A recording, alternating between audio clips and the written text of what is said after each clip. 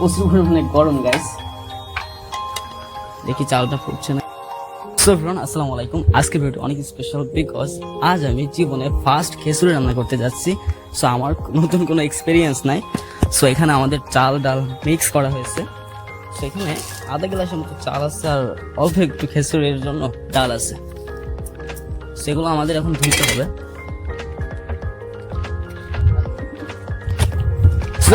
এটা আমরা এখন 10 মিনিটের জন্য রেখে দেবো। তো আপাতত এখানে রাখলাম।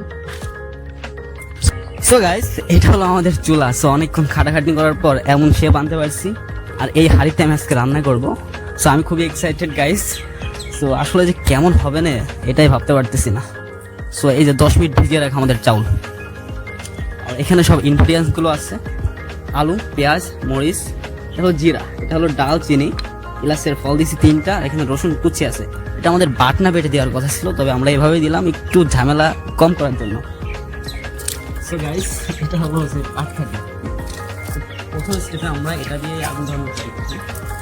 এটা হচ্ছে ভুট্টার খড়ি।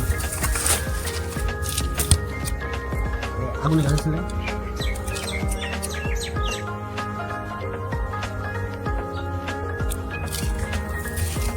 আকারে ফাটবে।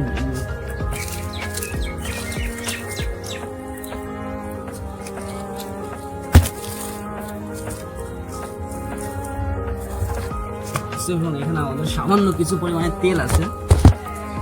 প্রথম স্টেপে আমরা এটা ঢেলে দিব।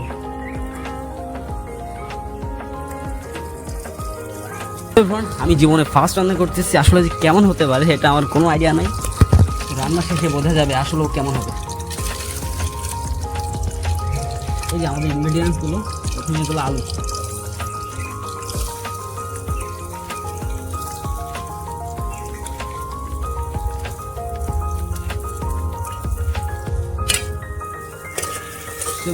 এগুলো আমরা হালকা পরিমাণে ভেজে নিব।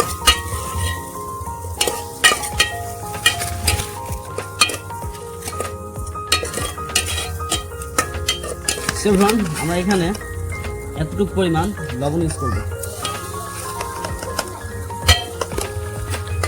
এত পরিমাণে বাতাস হচ্ছে যা।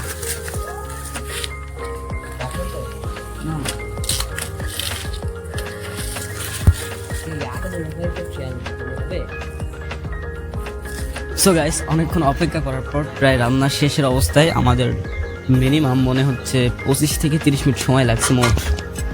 সো এটা হলো খাবারের মেন লুক। সো এখন খাবার পরিবেশন করে খাওয়ার পর বোঝা যাবে যে আসলে কতটা স্বাদ হয়।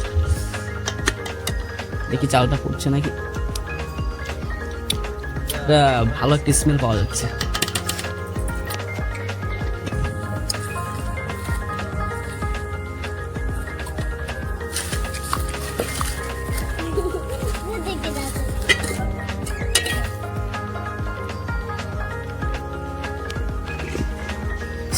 এবার ট্রাই করবো যে আসলে খাবারটা কতটা ইন্টারেস্টিং হলো।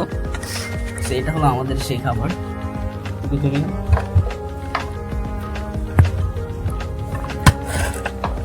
খাবারটা দেখতে সত্যি নতুন হিসেবে আমার কাছে অনেক ভালো লাগতেছে।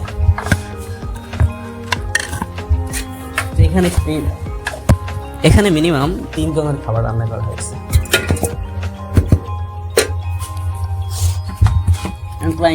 আমি রিভিউ দেবো গাইস।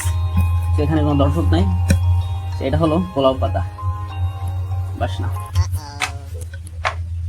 প্রচুর পরিমাণে গরম গাইস।